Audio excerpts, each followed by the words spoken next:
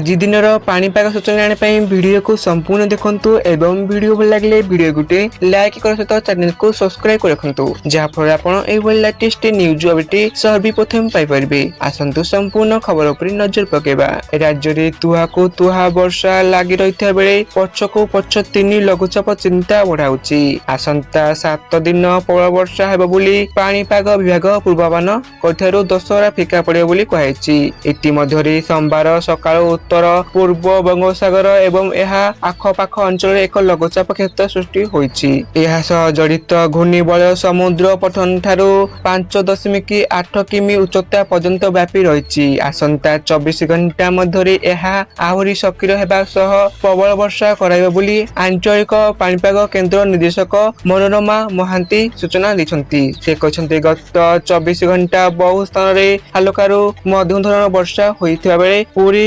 गुपरे सर्वाधिक 85 मिमी वर्षा रेकर्ड कराइछि।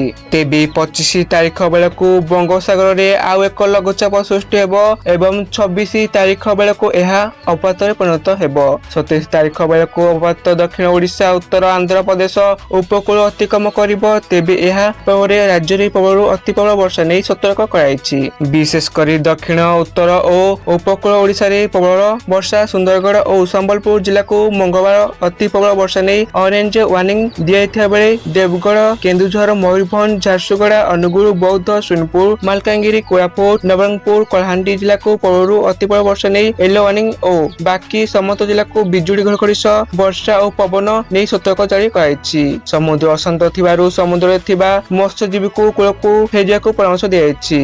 आपण माने वीडियो को संपूर्ण देखथारु आपण मानकु धन्यवाद।